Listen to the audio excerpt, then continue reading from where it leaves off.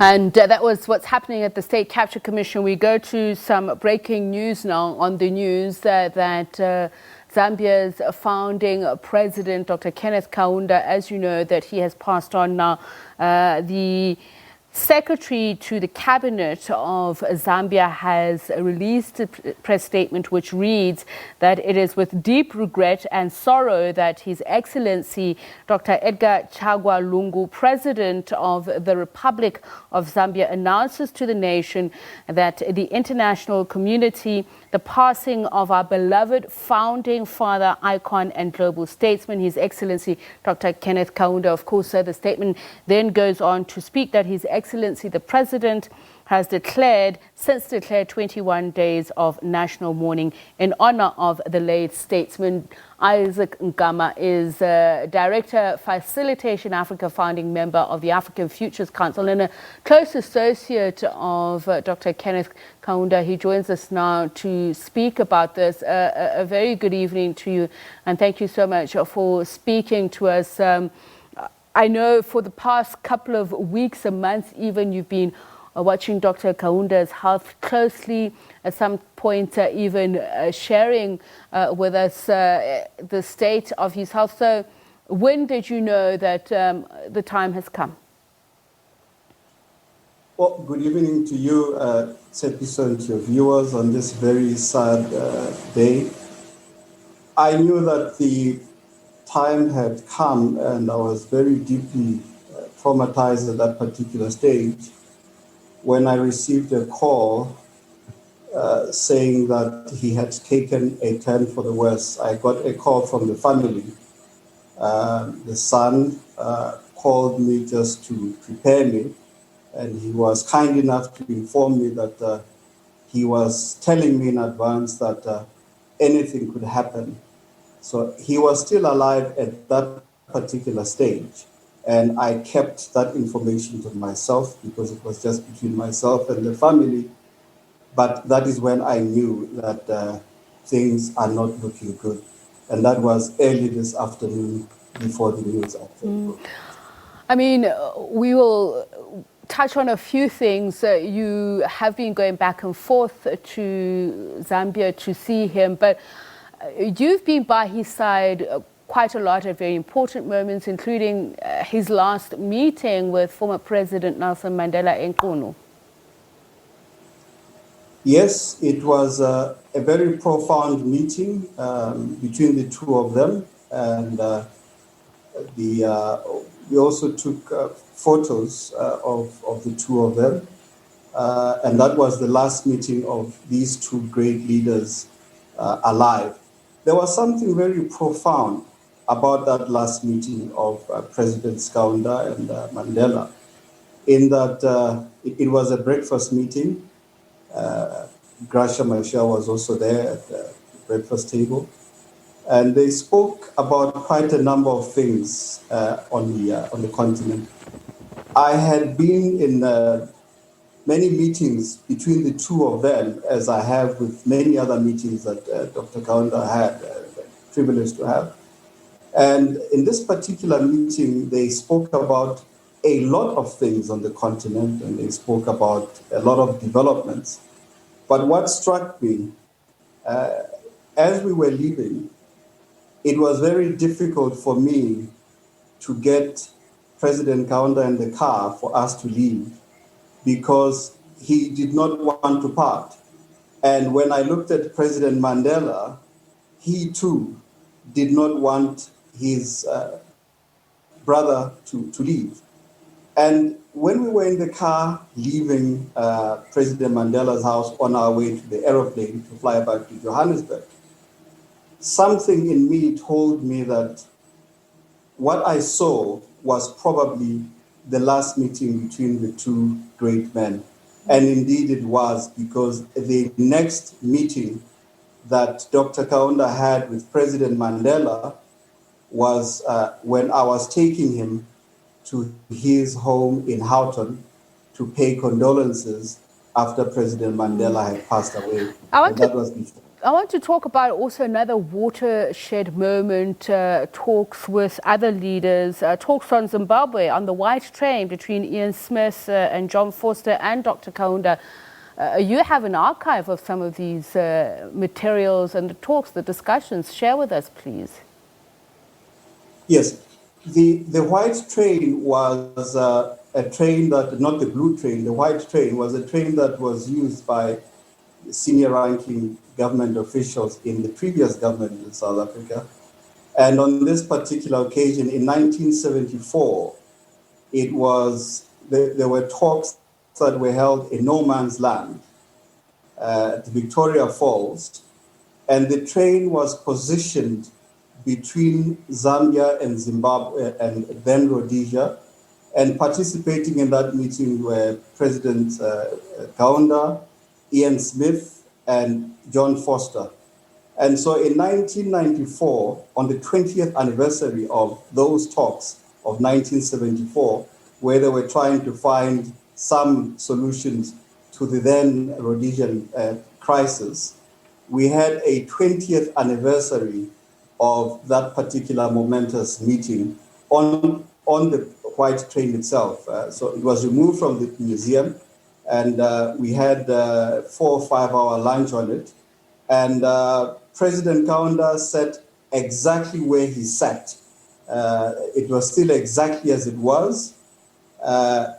Fortunately, the chef that served them there in 1974 was still there, although quite old. I think he has since passed away now.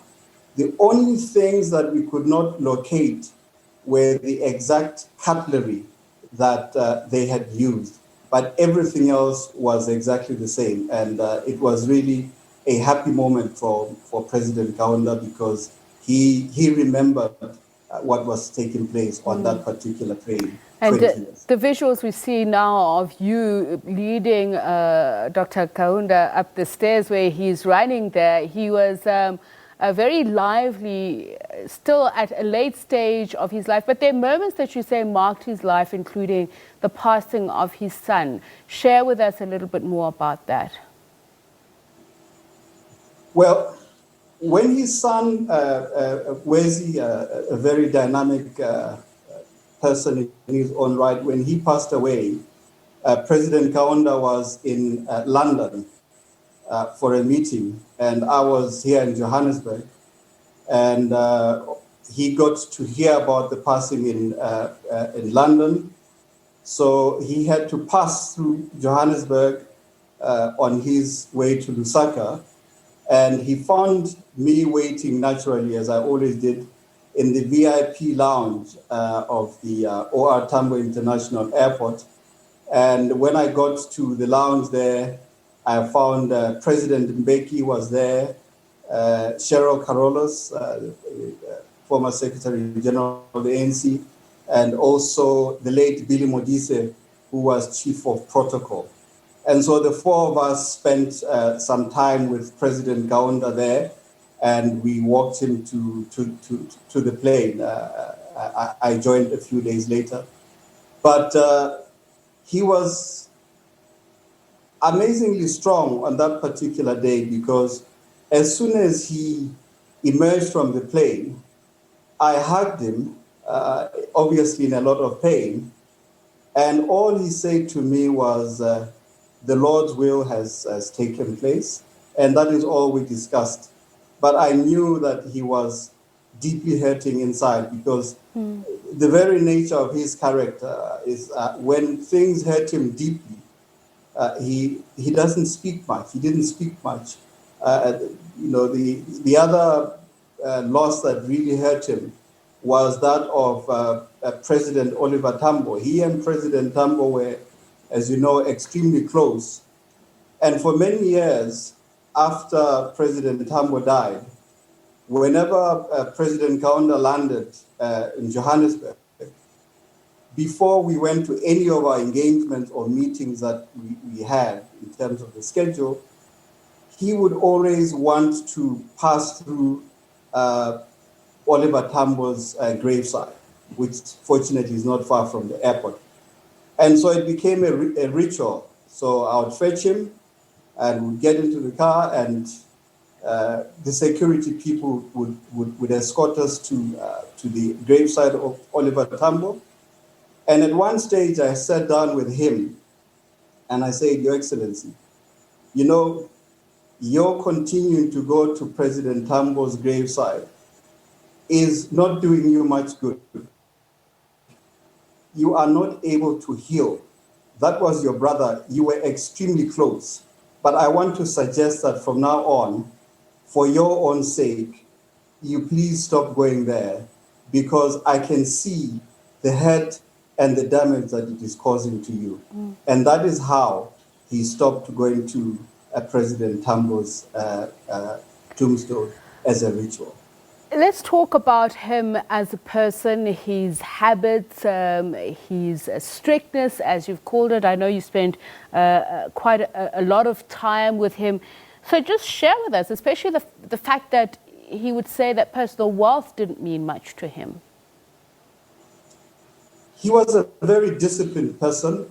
We always had problems when traveling around in some of his many things, especially in the region when he was going to meet other leaders and so on. But he had a very strict diet that he followed. He had been a vegetarian since 1955, and he never touched any meat at all. And for many years, unbeknown to many people, he actually never used hot water to wash. He only used hot water to shave.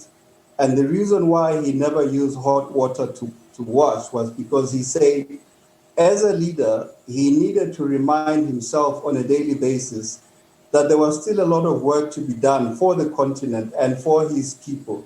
And he needs to have a form of self-sacrifice on something that he denies himself to remind himself on a daily basis. And what he denied himself was warm water. And so for many years, he used cold water to wash. And so we'd always have a problem when booking hotels and so on, because we would look for one that had a shower because he was going to use cold water. So he was a very regimented person in his personal habits. His diet was certainly not flexible. He was a very orthodox vegetarian. So he didn't just eat vegetables that are just vegetables. He also did not eat vegetables that are cooked. So all of his vegetables had to be raw, dried fruit, fresh fruits, fresh juice. He never took any alcohol or anything of the nature. He had absolutely no regard for personal wealth. And when he left office, he was worth absolutely nothing. And he just basically was someone who, even whenever he was given gifts, if he thought that they were worth too much, he always gave them away. And I always say, you know, you have such a profoundly humble character. Of course, the other thing, many people know him as someone who played the guitar. That is because the guitar is more mobile and people can carry it around. But he was actually a better piano player than he was with the guitar.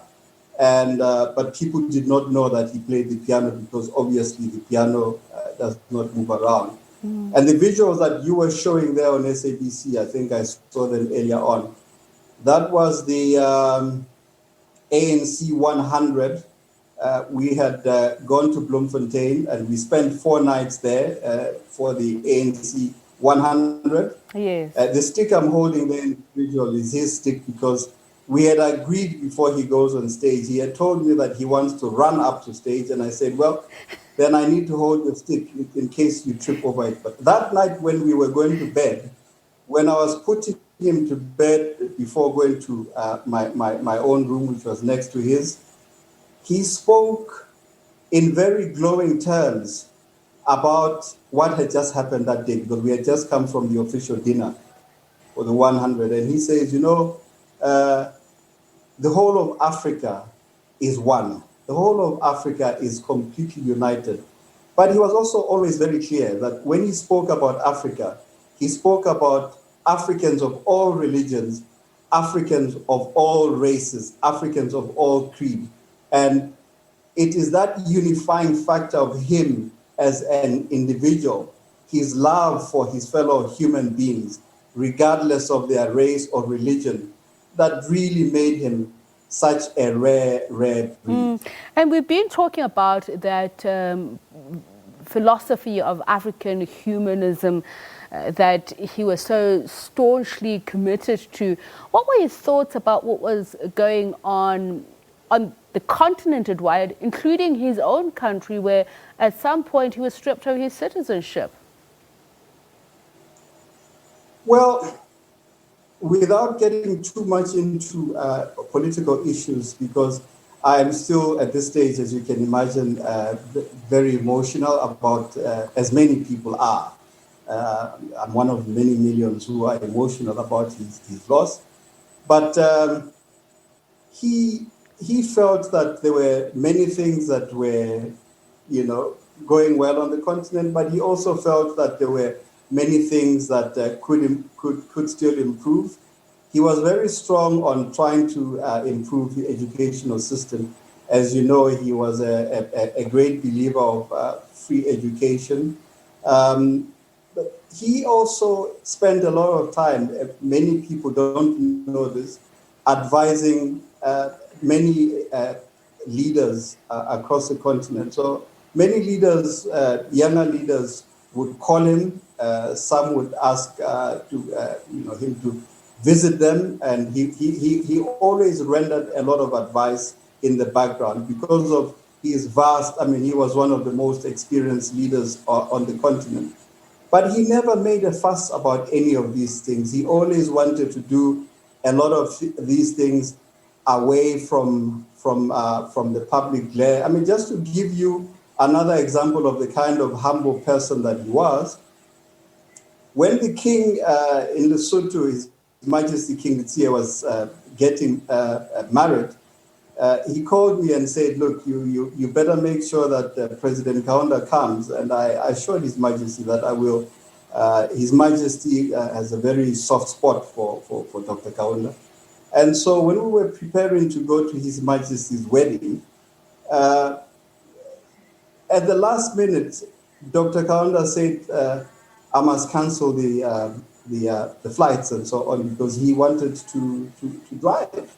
And so we took a nice drive all the way to Lesotho from Johannesburg and all the way coming back. And whenever he was in the car, he never liked to sit in the back left of the seat. He always wanted to sit in the front. And the bodyguard would be sitting in the back, and obviously the security people would be there. And it was always a very strange feeling. I'm driving, and he's the passenger, and the security are sitting behind us. But he was a very humble and very, very easygoing person in so many ways. So let's just then wrap up and just talk about the lessons that you have learned from him in your close association. As you mentioned that, there are so many stories to tell, but are the interactions that he had with African leaders, especially post-democracy for a lot of them, were there any particular leaders that he felt were a beacon of hope for the kind of things that these liberation struggle stalwarts fought for? I know he spent a lot of time talking to President Mbeki. We've had visuals of that. But beyond that, were there leaders that he felt were a beacon of hope, who were emblematic of what we've been fighting for a borderless Africa? Well, he was not a very critical person of other leaders. So he generally felt that many of the leaders were doing well in different ways.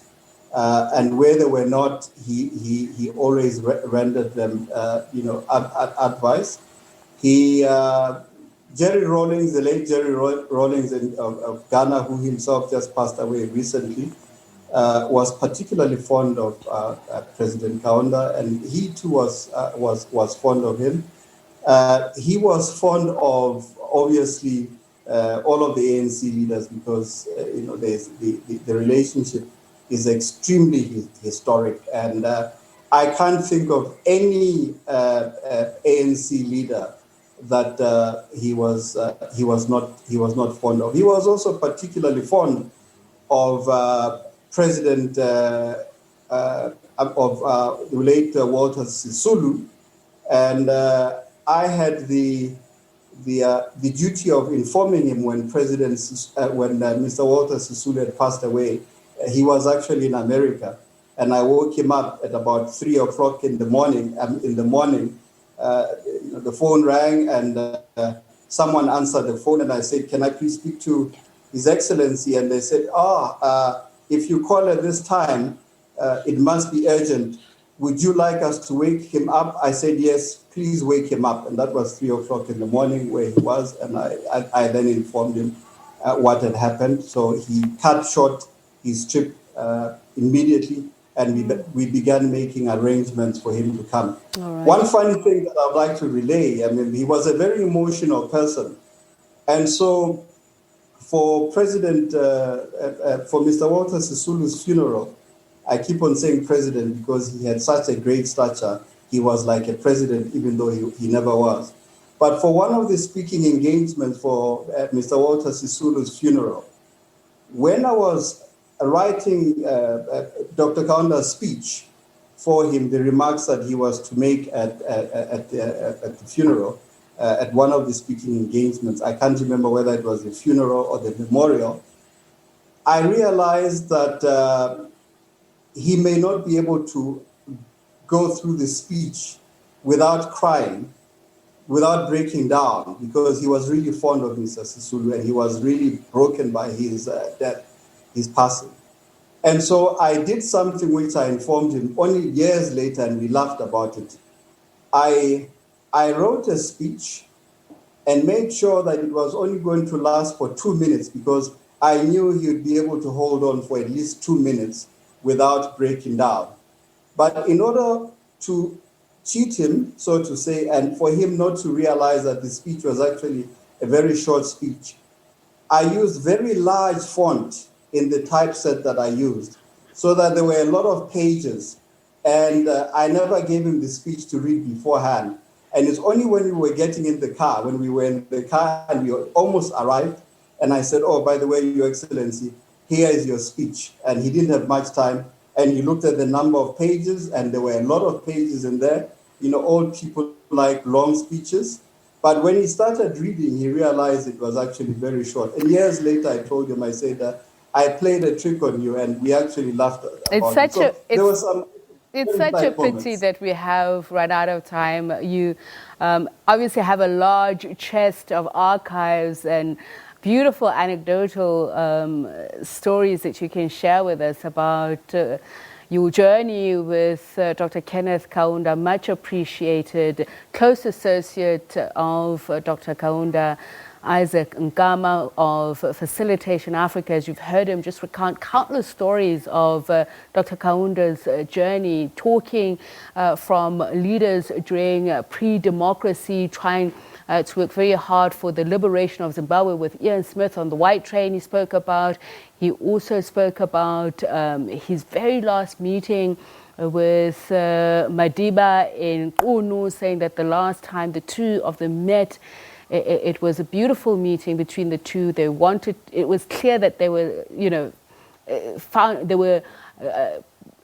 finding it very difficult to part, and this was indeed the last time that they met. And this as the president of Zambia releases a statement declaring 21 days of mourning, saying that it is with deep sadness that they announced to the Zambian nation that the founding father of Zambia has passed away. And at 2100 on SABC News on the Globe, Peter Ndoro will be joined by former South African President Thabo Mbeki as the tribute continues to come in for Dr. Kenneth Kaunda, who passed away earlier on this afternoon. And we'll also shortly speak to a family member of Dr. Kaunda, Kaweche Kaunda.